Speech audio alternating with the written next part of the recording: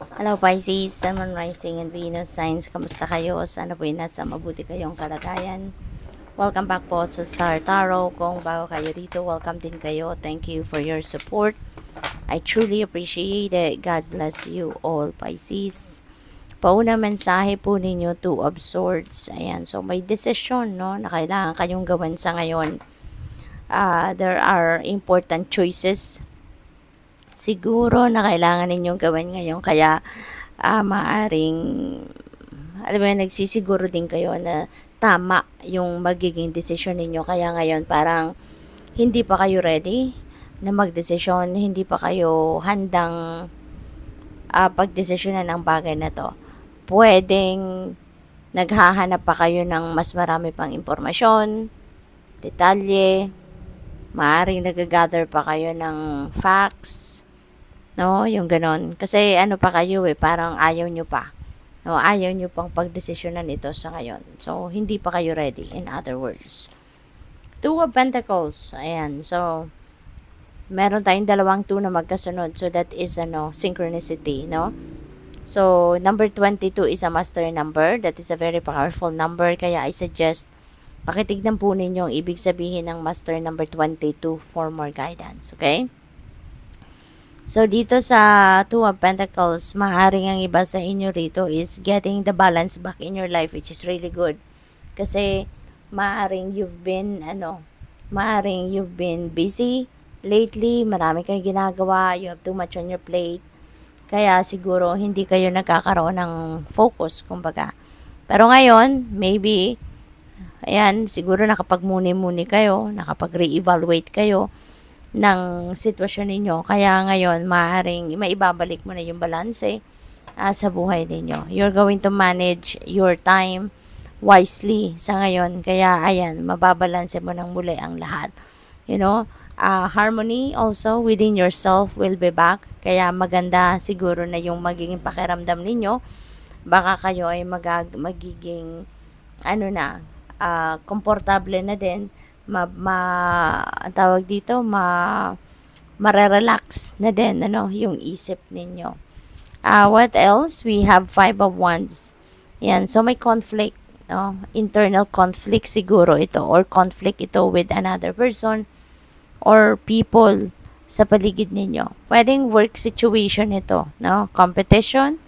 So, pwedeng may competition sa trabaho, sa posisyon.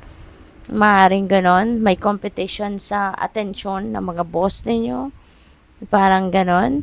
Maaaring merong mga nakikipagdebate sa inyo, nakikipagdiskusyon. Maaaring may mga disagreement dito na nagaganap or magaganap between you and another person. So, you may need to defend yourself.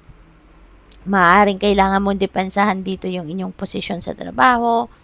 Diba? Baka merong nagcha-challenge sa inyo, yung ganon. What else? We have the Hermit. Ayan. So, siguro talaga, nakapag-nilay-nilay na kayo.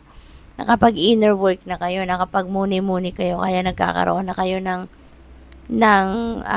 thought of bringing the balance back in your life. Diba? Or nagkaroon na kayo ng dito, pag ginilay-nilay, pag-isip-isip, na ito yung dapat ninyong gawin, na magkaroon na ng balanse, or ibalik na yung balanse sa buhay ninyo, yung ganon. This is also about healing, si Hermit. Kaya, maaari din, na kung ano man itong pinag-aawayan dito, ano man ang sitwasyon dyan, ano man klaseng competition, debate ang nagaganap between you and another person.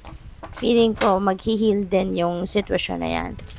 Hindi malayo mangyari kasi this is Five of Wands and 5 represents change. Kaya magbabago din ang inyong sitwasyon for the better, A very compassionate person naman kayo. So, hindi mahirap sa inyong magpatawad. Hindi mahirap sa inyong intindihin ang ibang tao. Maaari, this is also a Virgo energy. Kaya maaari din na ang iba sa inyo rito is dealing with a Virgo, or baka yung kadiskusyon ninyo rito, baka Virgo. What else? We have opportunity. Ayan, so merong mga opportunity dito, or merong oportunidad na kakatok sa buhay ninyo sa ngayon. Maaaring related yan sa trabaho, sa career, negosyo, relationship, travel, no? Could be anything. Tidy house, clarity and organization. Ayan. So, hindi lang, no? Hindi lang yung physical space ninyo rito yung aayusin ninyo, yung i-organize ninyo, but also you're having that clarity of thought. You're also having that clarity of mind. Kaya siguro then mababalik mo na yung balanse. Magkakaroon ka na din ng harmony within yourself kasi nga maayos mo na din ang lahat, no? Excuse me. Mau-organize mo na ang mga bagay-bagay sa buhay ninyo. Makakapaglinis ka na din ng physical space mo, opisina mo, kwarto mo, cupboards mo, yung whole house ninyo. Siguro mag-rearrange ka din ng mga furnitures, maglilinis ka, no? Magdi-declutter, yung ganon. Balancing act. And Pisces, maaaring meron ditong kailangan balansehin, no? At feeling ko mababalanse mo yan. Nakalagay na dito, diba, na there is balance. So, baka lang, kailangan nyo lang dito na time management also is key sa pagbabalanse ng mga bagay-bagay or sitwasyon sa buhay. So, kailangan mo din na kayo. Kailangan mo din na ayusin, no?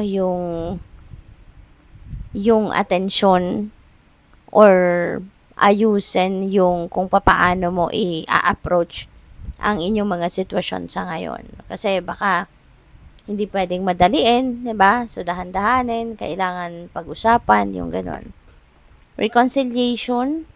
Ayan, so, meron siguro itong mga pag-aaway na yan, pagdidiskusyon na yan, magkakabati din kayo, no? And that is the healing na paparating kasi magkakaayos din kayo, magre-reconcile din kayo, magkakausap din kayo ng maayos, so you'd be able to fix kung ano man ang nagiging problema ninyo dyan, no? So, what else? We have harmony. Ayan. So, harmony, balance. So, napakaganda pa ulit-ulit, no? Yung message sa inyo. So, parang ini-stress out sa inyo ng universe na ito dapat ang mga focus dapat ninyo sa ngayon or pagbibigyan ninyo ng mas maraming panahon. So, harmony. Ayan. So, this is good, no? Lalo-lalo na dito na meron kayong hindi pagkakaintindihan with someone, 'di ba? So, maganda magkakaroon kayo ng harmonious relationship na sa ngayon or maibabalik na ninyo sa sarili ninyo, sa buhay ninyo, yung harmony, ang mga harmonious relationship, no? What else? We have guidance. Ayan. So, feeling ko dito, divinely guided kayo no? We have hermit. So, maaaring yung advice sa inyo dyan na mag-solitude kayo, advice sa inyo na magnilay-nilay kayo, magmuni-muni, mag-me time, is for you to to quiet your mind, no? Para ma-quiet ang inyong isip, makapagpahinga din ang inyong katawan. And with that, kadalasan kapag tayo nagpapahinga, diyan natin naririnig, no? Diyan natin naririnig yung mensahe sa atin ng Divine Universe through our intuition. Kaya importante na mag-solitude kayo, magmuni-muni kayo in order for you to also to listen to your soul and listen to your intuition. We have focus. Ayan. So, itong kailangan din ninyong gawin sa ngayon. Mag-focus kayo sa mga priorities ninyo. Mag-focus kayo sa kung ano man yung balak ninyong gawin talaga para nang sa ganun, mas makapag-take kayo ng necessary actions na para makalapit na kayo doon sa kung ano man ang mga goals ninyo. Para hindi kayo maging distracted, 'di ba? Freedom. Ayan, so this could be freedom of thought, no? Yun agad ang naisip ko. Kasi maaari ang iba sa inyo rito. Baka hindi kayo basta-bastang nakakapag-diskarte, no, sa buhay. Kasi baka someone is preventing you from doing something. Baka mayroong nagdidikta sa inyo na kung ano ang dapat ninyong gawin. Pero ngayon, maaaring maging malaya na kayo. Maaaring maglalakas ng loob na kayo ngayon na gawin kung ano ang gusto ninyong gawin. Or maaaring mapalayain nyo na ang inyong sarili from being restricted by someone, maglalakas ng loob kayo na kung mawala na from that, no? So, good luck. Thank you for watching Love and Light. Namaste.